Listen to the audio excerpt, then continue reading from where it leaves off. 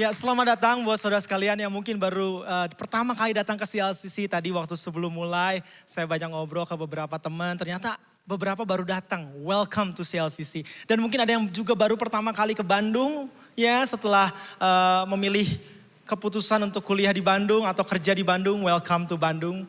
Berharap saudara sekalian bisa menikmati kota ini. Berharap saudara juga bisa punya rumah keluarga rohani, ya. Saudara bisa menjadikan CLCC ini jadi keluarga rohani saudara. Oke, hari ini kita akan bahas tentang life decisions, keputusan-keputusan dalam hidup. Ya, ada banyak keputusan yang perlu diambil dalam hidup ini. Dan seringkali kita bingung. Misalnya, waktu mau mengambil keputusan untuk kuliah, kita bingung, kuliahnya mending di mana? Yang mana yang bisa cepat jadi sultan? Biasa gitu ya. Yang gimana biar bisa cepat jadi terkenal? Yang bisa cepat karirnya? Waktu misalnya mau memilih, belum lagi nanti setelah lulus kuliah, kerjaan. Ada banyak kebingungan waktu kita perlu mengambil keputusan. So, jadi life transition seringkali create confusion. Ya, life transition create confusion. Seringkali waktu kita mengalami transisi kehidupan itu memulai kebingungan. Pertanyaannya saudara, kita sebagai anak-anak Tuhan, masa sih gak dapet cheat, gak dapet bocoran harus ngambil keputusan yang mana? Iya gak sih? Nah itu sering aja jadi kebingungan buat kita. Masa sih kita gak dapet cheat atau bocoran, privilege gitu buat tahu keputusan mana yang paling oke buat kita. Ya, firman Tuhan berkata di Yohanes 10 ayat 27 berkata gini saudara, domba-dombaku mendengar suaraku dan aku mengenal mereka. Ini Yesus yang ngomong saat itu dengan murid-muridnya dan mereka mengikut aku. Pertanyaannya saya mau coba tanya pada saudara ya, apakah saudara sadar di sini bahwa saudara domba Kristus? Ya, Tuhan adalah gembala kita. Siapa yang menganggap Yesus adalah gembalanya boleh angkat tangan? Enggak semua, enggak apa-apa. Mungkin ada gembala yang lain. Oke, saudara pertanyaannya waktu kita dengar suara gembala, apakah suara itu berbentuk audible? Suaranya instan terdengar, ambil jurusan DKV, ambil jurusan graphic design, ambil jurusan manajemen, ambil jurusan creative planner. Itu kampusnya yang paling bagus tuh di Bandung tuh. Itu tuh di Dipati Ukur, ITHB kampus gue. Apakah suaranya seperti itu? Atau sebetulnya berupa proses mendengar suara Tuhan itu? Instant or proses? Apalagi kita senang dengan hal-hal yang instan. Waktu saudara misalnya mendengar sebuah istilah yang baru, langsung saudara bisa keluarin handphone, chat GPT, tanya, bisa semuanya dijawab. Nah hari ini itu yang akan kita kupas saudara. Dan ada dua orang sahabat kita yang bermurah hati mau buka-bukaan cerita tentang hidupnya waktu dia mengambil keputusan di masa kuliah. Ya, mereka akan buka-bukaan, mereka akan dengan murah hati cerita bagaimana keputusan yang mereka telah ambil dan sampai saat ini ya, entah itu keputusannya baik atau buruk. Yuk sama-sama kita panggil, kasih tepuk tangan buat leaders di tempat ini, ada Caralita Vanuela dan Amanda Sapta, boleh kasih tepuk tangan dong. Ya, kita akan kupas cerita mereka dan kita udah janjian pokoknya seterbuka mungkin ya. Iya, gitu dia bilang. Oke, silakan duduk. Ya, kita akan banyak tanya keputusan-keputusan yang mereka telah ambil. Nanti setelah itu kita bisa belajar banyak saudara dari firman Tuhan. Apa sih sebetulnya yang perlu kita pelajari dari firman Tuhan. Oke, selamat sore. Amanda, Caca. Halo, sore. Ini dimana Caca ya, ini Amanda. Oke, kabarnya gimana, baik? Baik. Baik, siap. Oke, boleh ceritain gak dulu waktu kuliah, sekarang masih kuliah? Sudah jauh. Sudah enggak ya saudara ya? Oke, dulu jurusannya apa? Mungkin Caca dulu silakan.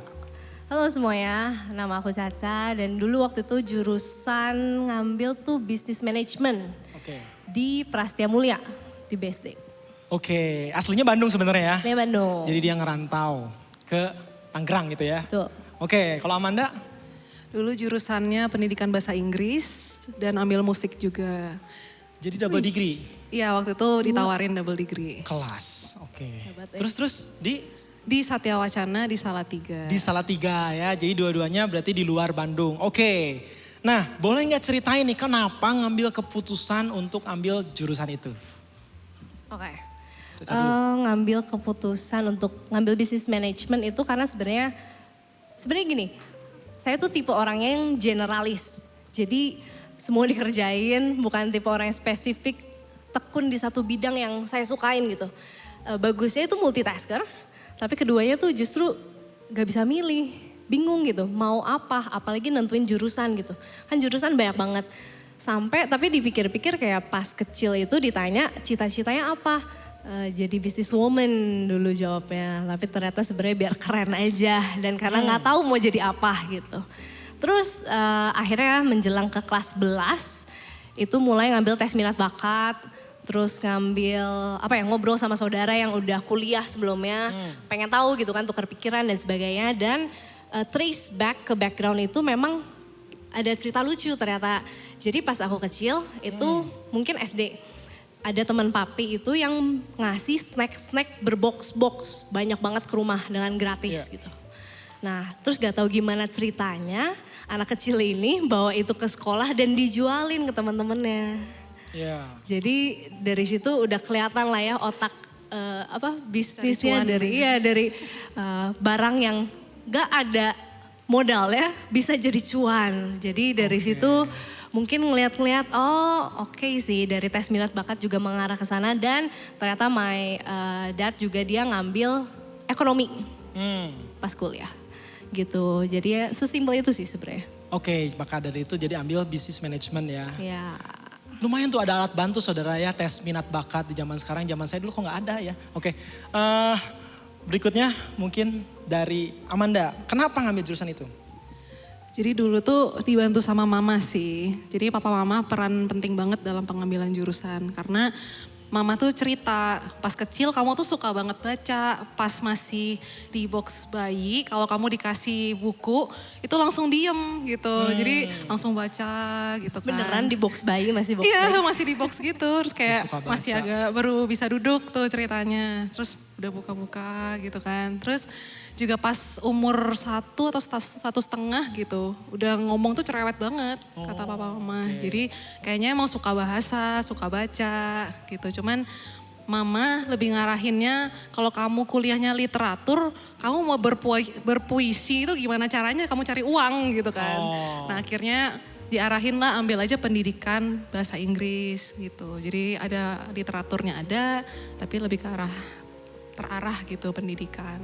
Oke, berarti memang kayak Amanda dan Caca ini dalam pengambilan keputusan tuh ada banyak juga faktor-faktor lain yang mendukung pengambilan keputusannya ya. Yes.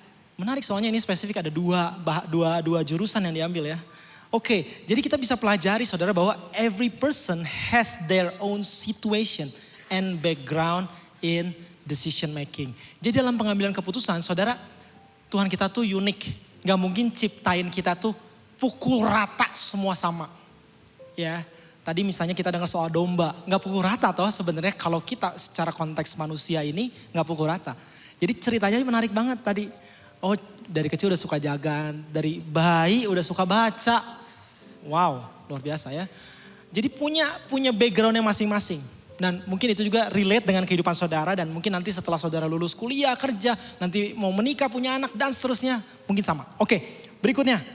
Ini pertanyaan yang lebih menarik, kita masuk lebih dalam ya, agak sedikit rohani. Nah dalam pengambilan keputusan tadi kan kelihatannya lewat, ada yang suka dagang, ada yang suka baca.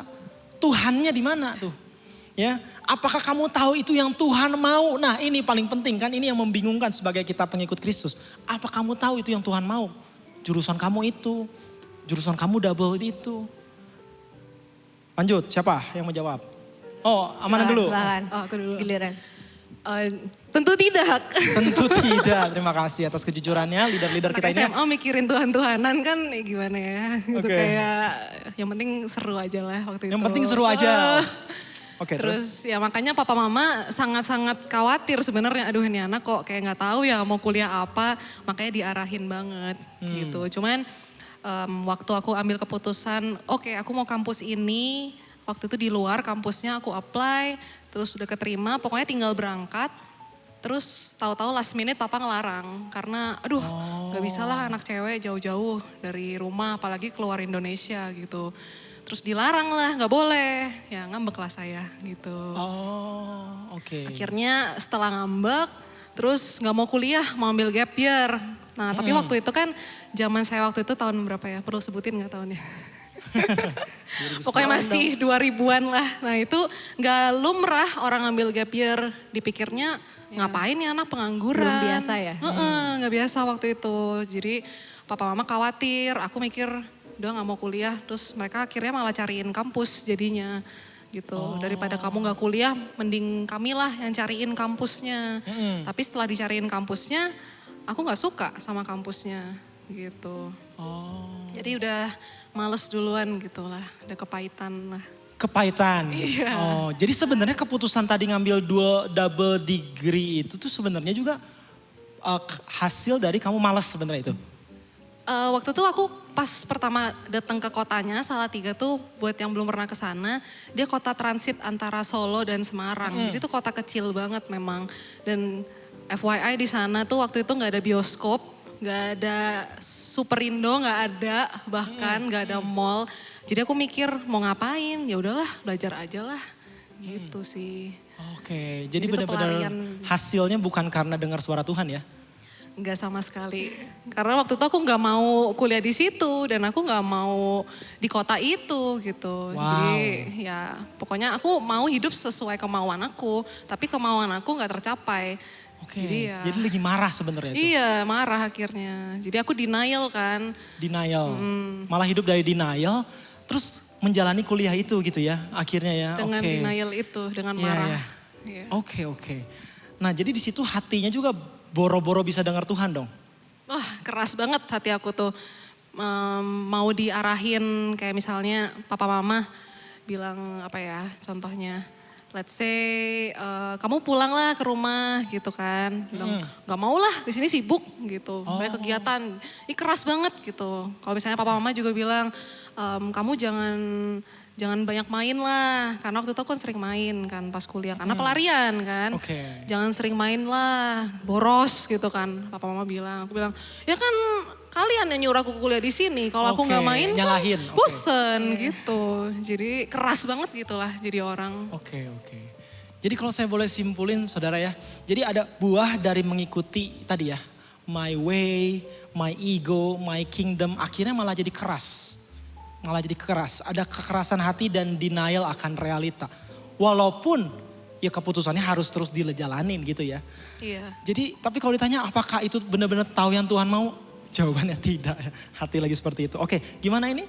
Saudara yang satu ini tahu yang Tuhan mau? Kalau saya mungkin dari Cimanda nggak tahu ya. Kalau saya tahu banget Wow. itu arahan dari Tuhan. Boleh kasih tepuk tangan? Luar Oh nggak usah, nggak usah. Dengan kepercayaan dirinya mendengar suara Tuhan, oke?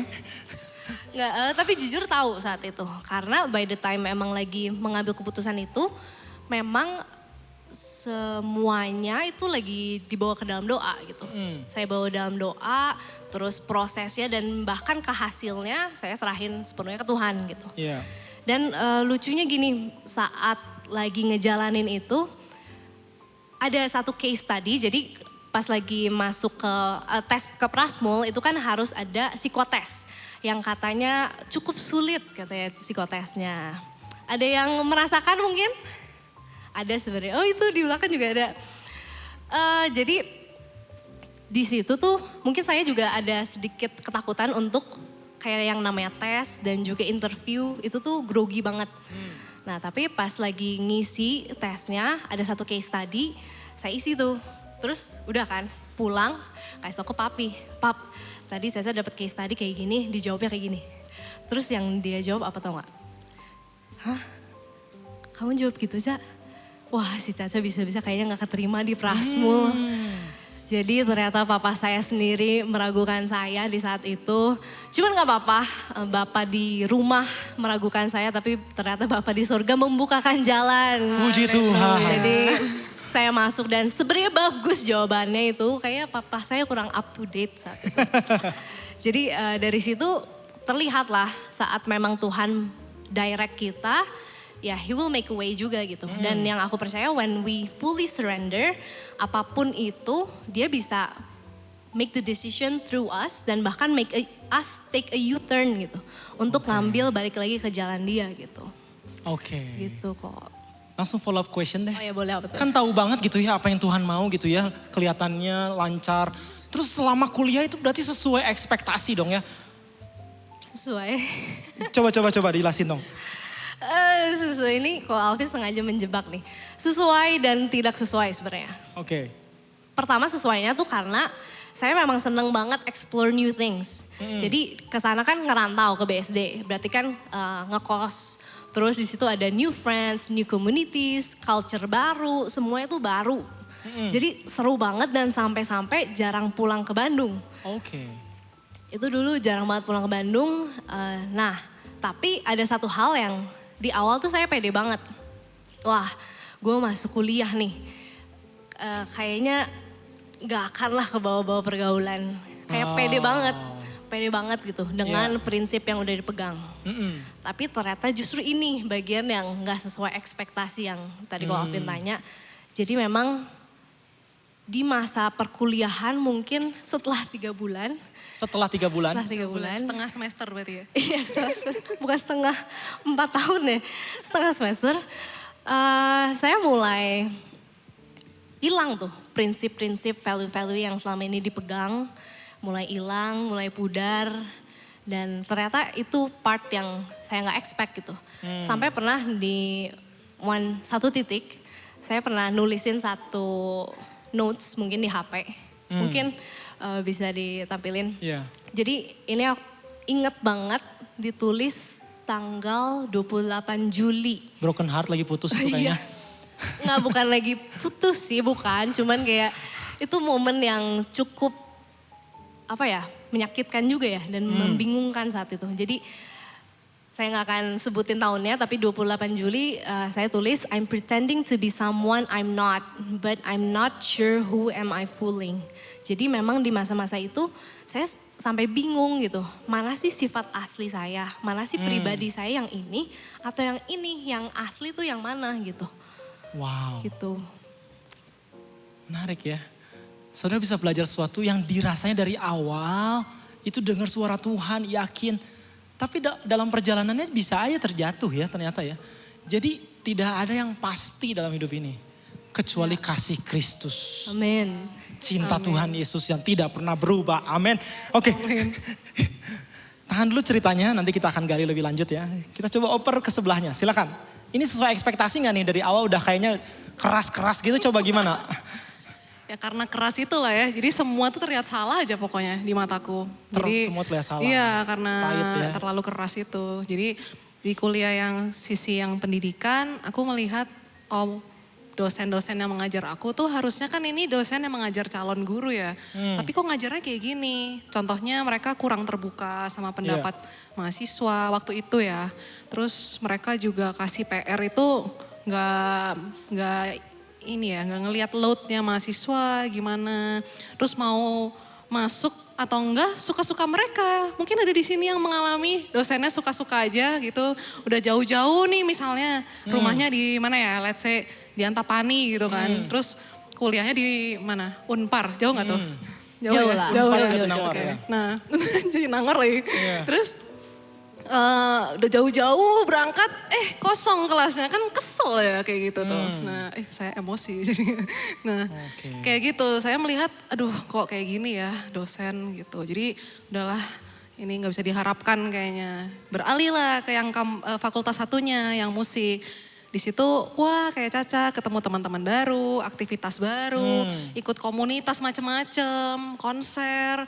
Wah itu ego saya kasih makan banget itu. Jadi kan ada achievement yang singkat ya sesaat gitu kan. Misalnya konser tuh kan ada euforia sesaat gitu. Nah itu ego aku dikasih makan banget dan akhirnya aku malah loss-nya di situ. Malah loss di situ karena aku jadi fokusnya ke achievement yang sifatnya sementara gitu. Oke. Jadi makin lost dari Tuhan ya? Iya, makin lost karena ketemu teman-temannya. Mungkin untuk yang di sini ambil kuliah seni, ya gitulah ya. Anak-anak seni kan suka pemikirannya out of the box, tapi ada yang suka kemana-mana gitu terkadang. Jadi pergaulan saya belok juga akhirnya. Oh, wow, jadi belok-belok semua leader-leader kita ini ya ternyata ya saudara ya. Oke, belok dari Tuhan. Nah, jadi saya pengen nanya lebih lanjut nih. Jadi semasa lost dari Tuhan, pengambilan keputusan ada yang benar, terus berikutnya jadi belok. Ini dari awal udah keras, denial hidupnya. Boleh gak ceritain pengambilan keputusan apa yang tidak sesuai dengan prinsip firman Tuhan? Saya Banyak sih sebenarnya, hampir semua. Hampir semua, Cuman, terima kasih kejujurannya. Dalam relationship, dalam friendship, di family pun. Jadi keputusan-keputusan yang dibuat itu tidak sesuai dengan firman Tuhan. Dan yang tadi dibilang value-value-nya mulai memudar, prinsip yang selama ini dipegang mulai memudar. Dan apa yang dikatakan dunia normal, saya juga sepakat dengan itu lama-lama. Lama-lama sepakat. Dan I can say I have a postmodernism mindset back then. Liberal gitu ya, Iya. bebas. Betul. Jadi semuanya tuh terbawa lah. Dan gimana ya, di saat itu jadi banyak keputusan-keputusan yang salah yang sebenarnya saya I'm not proud of it. That's why I'm sharing to you guys. Karena setelah mengalami semua itu akhirnya I got this point. Boleh di next? Nah, ini yang aku pelajari. Iya. Jadi hal-hal yang ditawarkan dunia itu mungkin kelihatannya menyenangkan. Tapi justru itu sebenarnya menghancurkan. Wow. Itu yang saya pelajari dan bahkan sama family juga sempat jadi nggak enak. Sempat home doesn't feel safe anymore for me saat itu. Maksudnya? Maksudnya kurang spesifik ya. Kurang spesifik. Jadi Home-nya. waktu itu beda pendapat. Ya mungkin sebenarnya saya yang masih childish. Cuman ya udahlah, singkatnya saya membela pacar, nggak dengerin orang tua. Oh, membela pacar, bucin daripada orang tua. Bucin. Oke. Parah sih. Oke. Lanjut. Speechless gitu. Berikutnya mungkin Amanda, apa keputusan yang diambil semasa lost from God itu yang di luar prinsip firman Tuhan? Aku pilih pacar waktu itu yang gak beragama. Waduh, Pacaran juga sama ya? serem Oke. banget. Jadi karena aku waktu itu ngelihatnya kenapa kok bisa sampai tertarik, pasti pertanyaannya gitu kan. Hah, gak Iya. beragama terus berarti gak punya value dong, tapi kenapa bisa tertarik gitu. Aku tertariknya sama value di mana dia itu mengejar impiannya banget. Dia Iya. mengusahakan banget passionnya, terus dia sangat excellent dalam bidangnya. Jadi aku ngeliat, wow, orang ini achieve banget ya, dan aku pengen kayak gitu. Karena kan aku gagal nih mencapai impian aku kuliah di luar dan mungkin punya kehidupan yang berbeda dengan kehidupan aku sekarang. Jadi aku Iya. melihat itu, oh ternyata ketika orang itu mau berusaha mencapai impiannya, itu keren banget ya. Oke. Bodo amat value lainnya, mau dia Oke. nggak percaya Tuhan juga nggak apa-apa, itu keren banget buat aku. Gitu. Oke, wow. Saudara bisa pelajari bahwa ketika kita mulai entah kepahitan, entah tertutup. Jadi dosa itu, sin, makes the hearing full of noise. Dosa itu ketika kita jatuh dari standarnya firman Tuhan, dari Tuhan, kita mulai terpisah dari Tuhan. Kita tuh penuh noise. Tapi sok-sokan pengen dengar suara Tuhan. Sok-sokan kita pengen tahu prinsipnya apa. Tapi sebenarnya kita udah tertutup, full of noise. Banyak bising dengan dosa ya. Dan ini kita belajar banyak dari ceritanya Amanda dan Caca dalam pengambilan keputusan ya. Jadi pengen nanya lebih lanjut nih buat Amanda ya. Tadi kan ngambil keputusannya. Berarti itu semua akarnya tetap sama ya. Karena keras, denial, pahit sampai ngambil keputusan gitu ya. Iya betul. Oh baru ingat juga, jadi kenapa ambil keputusan waktu itu aku juga memutuskan gak mau punya agama waktu itu. Gak mau punya agama? Iya sampai, makanya biasa. bisa toleransi sama cowok yang gak punya agama. Gitu. Oke, terus. Ini ketua home kalian. Oke, terus. Udah tobat guys. Jadi karena ada akar kepahitan juga Akar dulunya. kepahitan. Jadi dari semasa kecil aku anak gereja banget kayak Caca lah, sama Oh. pelayanan gitu kan. Tapi itu paksaan dari orang tua. Paksaan Dan dari orang tua. di situ aku mengalami kepahitan, terus banyak kekecewaan juga. Ternyata orang Kristen itu munafik ya. Dulu aku mikirnya, si LCC mah enggak gitu. Si LCC Jadi, banyak? enggak, Oh, jangan dibelokin. Oke. Terus banyak banget kekecewaan dengan orang-orang Kristen, termasuk waktu kuliah pun aku masuknya kampus Kristen. Tapi kok orang-orangnya seperti ini, gak sesuai ekspektasi. Terus malah bukannya bikin aku melihat kasih Tuhan, malah melihat melihat keburukan masyarakat keburukan. gitu Oke. di situ. Oke, wow. Jadi memang ada yang gak beres dalam masa kekanak-kanakannya juga ya, dalam pertumbuhannya. Jadi the unfinished childish side akan membuat namanya degradasi moral, saudara.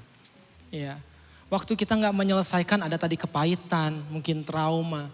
Ya, dan saya setuju juga memang kita sebagai anak Tuhan, kita perlu bisa punya teladan firman Tuhan berkata ya. Tapi bukan berarti kita jadi menghakimi ya. Betul gak sih? Tadi jadi menghakimi, jadi malas. Lihat orang Kristen banyak yang salah. Justru karena memang kita perlu Kristus.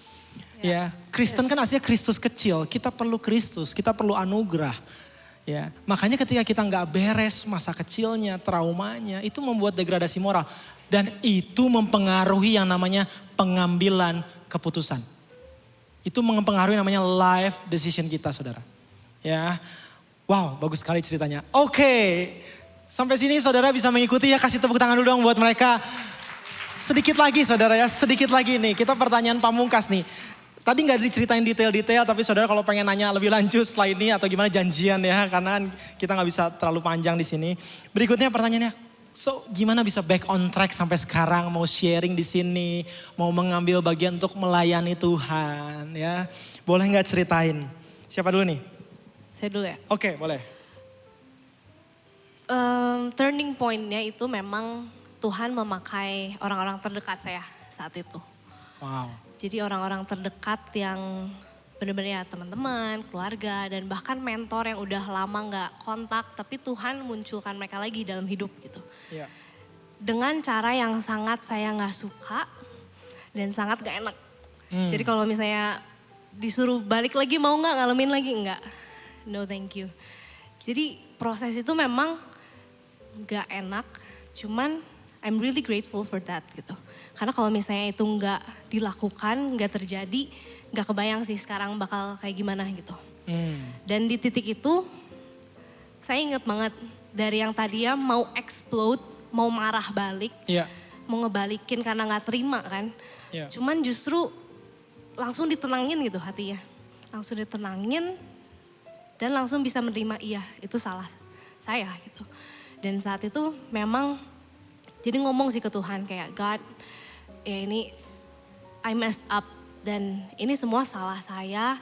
I'm really sorry and please help me fix it gitu. I repent again di situ. Jadi memang ya walaupun dari dulunya udah Kristen udah apa tapi pertobatan terus terjadi ya dan sampai di titik itu pertobatan yang benar-benar lumayan drastis gitu. Dari yang tadi benar dibilang degradasi moral mengalami itu sampai akhirnya ya Tuhan sadarin semua karena begitu kita lagi di dalam dosa itu nggak kelihatan kalau itu salah gitu. Kayak gak bisa melihat oh ini tuh salah gitu. Dan saat itu kayak bener-bener pluk mata tuh dibukain gitu. Dan saat itu juga ini kalau gak salah ada istilahnya ya. Ada. Saya contekan dulu ya. Jadi kenapa ini saya ceritain juga karena ini yang benar-benar menjadi kesaksian hidup juga. Nah, contohnya tuh kayak para pastor suka preaching dengan ilustrasi gelas pecah. Nah, kita tuh orang berdosa yang seperti gelas pecah, udah serpihan, berkeping-keping. Cuman Tuhan jadiin kita seperti gelas baru gitu. Wow. Dan itu yang benar-benar saya rasain dan ada terms teologinya, boleh ditunjukin? Oh ya. Apokatastasis of the perfect state before the fall dikembalikan keadaan semula sebelum jatuh. Jadi ini saya benar-benar ngalamin dalam hidup saya yang selama ini saya cuma dengar-dengar sebagai teori, tapi ternyata benar-benar Tuhan ngelakuin itu dalam hidup saya. Saya yang tadinya menurut saya udah nggak layak, menurut manusia udah nggak layak, tapi Tuhan ternyata masih melihat saya sebagai anaknya yang dikasihi. Gitu, jadi I'm very grateful for that experience sih. Boleh kasih tepuk tangan buat Tuhan kita pastinya. Oke, gimana Amanda? How's your story, God's story? Jadi setelah kayak semakin lost, aku kerja masuk di dunia entertainment gitu. Entertainment, oke. Dan itu di sana dunia yang sangat-sangat gelap waktu itu ya. Terus caranya Tuhan pakai orang terdekat aku sama kayak Caca, tapi di kasus ini mama. Jadi mama tuh benar-benar tarik aku pulang dan paksa aku pulang. Pokoknya kamu pulang hari ini, minggu ini juga kamu beresin semua barang kamu, pulang sekarang gitu. Iya. Dan ya aku waktu itu nggak ada power apa-apa gitu, kayak ya udah pulang aja gitu kan. Pulang pun aku sempat depresi juga karena mengalami kegagalan juga. Tapi disitulah yang tadinya aku kepahitan sama orang-orang gereja, Tuhan malah pakai orang gereja untuk pulihin aku gitu. Orang-orang yang mungkin menurut aku apa ya, ini orang-orang biasa sih, kayak teman-teman komsel biasa. Dan waktu itu sharing biasa sih, yang topiknya mungkin bukan yang wow banget. Tapi somehow kayak hati aku ditusuk gitu, aduh gila ya, aku salah banget selama ini gitu. Sedih.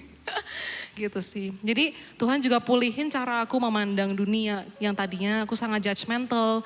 Gereja apa itu gitu, orang-orang Kristen apa itu. Tuhan malah pakai orang Kristen lagi untuk pulihin aku gitu sih.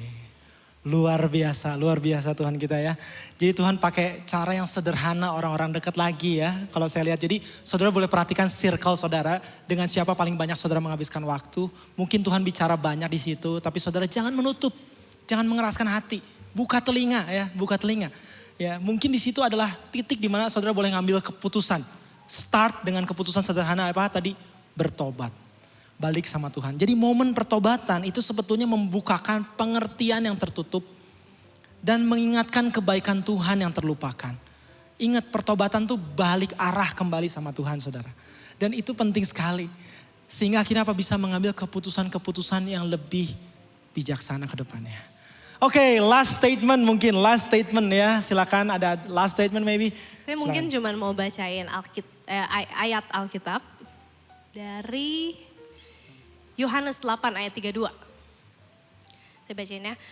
Dan kamu akan mengetahui kebenaran dan kebenaran itu akan memerdekakan kamu. Jadi sepanjang experience tadi, sepanjang journey tadi, memang I've tried the world's way gitu. The world system gitu. Cara-cara duniawi. Tapi ternyata it only leads to chaos dan bahkan malah jadi lost gitu. Dan tapi with Christ tuh benar-benar each day I know that I'm one step closer to what He has planned for me. Jadi ya walk with Christ and carilah kebenaran itu. Dahsyat, mantap. So good. Next, Amanda. Ini aku baru banget dapat tadi pagi dari Blaze, ada yang sharing Kak Jena namanya. Dia sharing ayat dari Roma 8 ayat 28, it spoke to me, dan ternyata tim worship tadi bawain lagunya pas banget. Yang lagu ketiga atau keempat gitu. Jadi bunyinya Roma 8 ayat 28, Allah turut bekerja dalam segala sesuatu untuk mendatangkan kebaikan bagi mereka yang mengasihi Dia, yaitu bagi mereka yang terpanggil sesuai dengan rencana Allah. Oke. Leadernya keluar ya, dua-duanya ditutup dengan ayat. Kasih tepuk tangan buat mereka. Silakan boleh kembali ke tempat duduk buat Caca dan Amanda. So saudara, kesimpulan sederhana bahwa untuk kita bisa mendengar suara Tuhan, saudara bisa belajar dari real story bahwa itu bukan sebuah instant proses. Oh, aku harus ngobrol sama pendeta ini ya buat dengar suara Tuhan. Ya, tapi it's a journey, itu sebuah perjalanan saudara. Saya ingin kasih sebuah kesimpulan sederhana. Ini yang saya pelajari karena kita lagi temanya Going Deeper with God. Di Deeper Class CLCC terakhir saya belajar banyak. Waktu itu Kak Ona Tahapari membagikan tentang bagaimana mendengarkan suara Tuhan. Dan di situ saya belajar banyak dan izinkan saya membagikan sedikit saja buat saudara ya. Saya ambil di 1 Korintus 2 ayat 6-7. 1 Korintus 2 ayat 6-7 firman Tuhan berkata, sungguh pun demikian, perhatiin ya. Kami memberitakan hikmat di kalangan mereka yang telah matang. Di kalangan mereka yang telah matang. Yaitu hikmat yang bukan dari dunia ini dan yang bukan dari penguasa-penguasa dunia ini. Yaitu penguasa-penguasa yang akan ditiadakan. Saya mau tanya saudara, setiap kita yang datang ke gereja yang ikut Tuhan, siapa sih yang pengen punya hikmat yang bukan dari dunia? Boleh angkat tangan? Saya sih pengen sekali. Saya pengen sekali punya hikmat itu saudara. Tapi itu ada kata matang di dalam itu. Ada kata matang di dalamnya. Dan kata matang itu sebetulnya punya bahasa asli kalau di situ adalah teleos. Artinya apa? Dewasa. Teleos, dewasa. Artinya dia sudah selesai dengan kekanak-kanakannya. Anak-anak itu biasa disuapin. Senang dengan hal yang instan. Begitu tidak dapat dia teriak. Dia marah. Dia bisa bilang, apaan Tuhan? Dia marah. Nah selesai dengan masa kekanak-kanakannya. Teleos, ya, matang. Hikmat yang bukan dari dunia, saudara. Kita lihat lagi ayat selanjutnya. Tetapi yang kami beritakan ialah hikmat Allah yang tersembunyi. Dan rahasia yang sebelum dunia dijadikan telah disediakan Allah bagi kemuliaan kita. Untuk punya hikmat itu sebenarnya hikmat itu bukan ada di luar. Tapi ada di dalam. Makanya tadi lagunya luar biasa ya. Roh terbesar ada dalam kita. Seringkali kita mencari-cari nasihat sana sini ya tadi. Bahkan kayaknya yang dunia itu yang sensasional. Insight-nya keren banget. Biasanya kalau kita bingung kan hikmat dari dunia gimana sih? Pokoknya yang menghasilkan cuan, yang bisa bikin kita kaya, punya tambahan tahta, popularitas, itulah berkat Tuhan. Kita ngambil sesederhana itu biasanya. Ya, padahal belum tentu. Tapi hikmat Allah yang tersembunyi itu sebetulnya ada di dalam kita. Milikilah akses terhadap roh itu yang ada di dalam kita. Bagaimana sih caranya saudara? Ada beberapa cara yang mungkin cara yang saudara sudah tahu, back to basic aja. Ya, yang pertama cintai, sama-sama katakan cintai. Apakah kita mencintai firman Tuhan? Atau kita tadi lebih mencintai cuan, atau misalnya tadi pacar lebih daripada yang lain? Dan pelajari firman. Saudara, kita nanti akan dengar ada life changing month bulan depan. Bahkan ada Bible series judulnya Finding God's Will. Pelajari itu. Karena memang ini menjadi pertanyaan yang luar biasa sih. Tentang bagaimana kita bisa cari tahu apa yang Tuhan mau. Sorry. Nomor 2. Nah, setelah kita pelajari, kita temuin prinsipnya. Temukan prinsipnya dan kita mulai lakukan. Karena kalau kita nggak lakukan, saudara, kita nggak akan ngerti. Cuma sekedar teori akhirnya. Ya. Dan yang ketiga, ini prinsip-prinsip sederhana, saudara. Berintegritaslah. Artinya apa? Jujur. Apakah kita udah lakuin?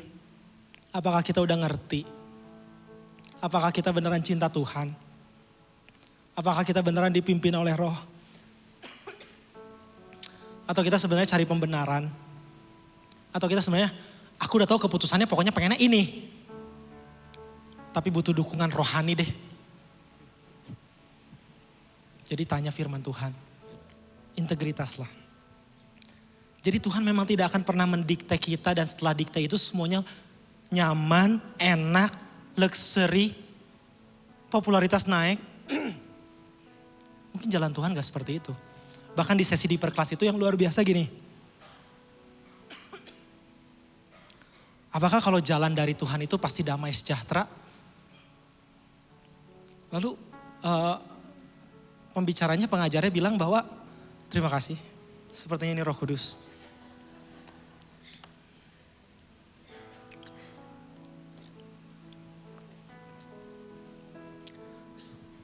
Jawabannya gini, belum tentu damai sejahtera loh. Oh iya ya, pikir-pikir waktu Yesus mau disalib, dia bahkan apa? Ketakutan. Tapi itu kehendak Tuhan, saudara. Di Taman Getsemani dia bahkan keringatnya seperti apa? Peluh darah ya. Jangan berpikir kalau dari Tuhan pasti nyaman, lancar seperti jalan tol. Belum tentu bahkan. Bahkan firman Tuhan jelas kalau mau ikut Tuhan, pikul salib, sangkal diri. Jadi belum tentu damai juga ternyata jalan Tuhan tuh. Tapi pertanyaan sederhana. Domba akan mengenal gembalanya. Pertanyaan siapa di sini mau jadi murid Yesus? Boleh angkat tangan. Saya sih mau. Karena saya tahu hidup kita berapa lama sih. Saya pengen menyenangkan Tuhan. Ikut Tuhan. Keputusan-keputusan saya mungkin tidak buat saya happy. Tapi saya mau keputusan saya apa? Godly. Sesuai dengan yang Tuhan mau. Pelajari firman-Nya. Maka dari itu nanti Roma 12 ayat 2 ini yang terakhir. Akhirnya gini saudara, janganlah kamu menjadi serupa dengan dunia ini, tetapi berubahlah oleh pembaharuan budimu sehingga kamu dapat membedakan manakah kehendak Allah, apa yang baik, yang berkenan kepada Allah, dan yang sempurna. Waktu kita anak kecil, kita mikir yang bisa bedain tuh apa? Kita disuapin orang tua, pilih A, pilih B. Tadi ceritanya Kak Amanda luar biasa ya. Pilih ini, pilih ini. Tapi kita bukan anak kecil. Tuhan pengen jadikan kita apa? Rekan sekerja Allah. Berkuasa, memerintah, segambar dan serupa. Sehingga apa? Yang bisa membedakan tuh bukan yang lain, tapi siapa? Kita. Firman Tuhan jelas terus. Sehingga kamu yang dapat membedakan. Kamu yang dapat membedakan. Saya yang dapat membedakan nanti manakah kehendak Allah. Apa yang baik, yang berkenan kepada Allah dan yang sempurna. So, saudara, pelajari firman Tuhan. Stepnya sederhana, cintai, pelajari firman Tuhan. Lalu temukan the goal itu apa sih? Prinsipnya. Dan lakukan. Sebelum dilakukan cuma sekedar jadi teori. Ketiga apa? Integritas yuk. Benar gak kita dipimpin oleh Roh? Benar gak kita lakuin? Atau kita cuma datang penuhin kursi gereja dan kita mikir, saya sudah lakukan. Belum, saudara. Keluar dari ruangan ini, disitulah baru proses kita sesungguhnya. Statement terakhir, ini yang sama-sama kita percaya karena ini firman Tuhan tadi. God send down His wisdom, not only His voice. Jangan cari-cari, sudah ada dalam kamu. Saya ajak saudara untuk bangkit berdiri, sama-sama kita nyanyikan roh terbesar itu ada dalam kita, saudara. Ada dalam kita. Roh terbesar ada dalamku. Ku percaya penuh padamu. Roh Kudus menyertaiku selamanya. Roh terbesar ada dalamku. Ku percaya penuh padamu. Roh Kudus menyertaiku selamanya. Roh terbesar ada dalamku. Amin. Ku percaya penuh padamu. Roh Kudus menyertaiku selamanya. Roh terbesar ada dalamku. Ku percaya penuh padamu. Roh Kudus menyertaiku selamanya. Terima kasih Tuhan. Buat hikmat Allah yang tersembunyi yang sudah ada dalam roh yang ada dalam kami. Terima kasih Tuhan buat anugerah apokastasis. Bagaimana kami dikembalikan kepada restoration, kepada gambaran kami yang semula. Ampuni kami kalau seringkali kami lupa identitas kami. Sempurna karena Engkau yang telah menyempurnakannya. Sehingga kami ingin mencari jalan-jalan yang instan. Hari ini Tuhan, kami mau peluk erat kata proses. Dan buang jauh-jauh kata instan. Kami mau berproses untuk mempelajari dan hidup kami adalah tentang mengenal Engkau. Mengenal jalan-jalan-Mu. Mengenal keputusan-keputusan yang dari Tuhan lewat firman Tuhan. Mungkin ada salah keputusan, tapi kami punya Tuhan yang setia. Bagaimana Tuhan tetap mencintai, mengulurkan tangannya pada kami dan tetap mengasihi kami, memegang tangan kami ketika kami salah keputusan. Terima kasih. Kaulah Bapa yang kekal, Kaulah Bapa yang luar biasa Tuhan.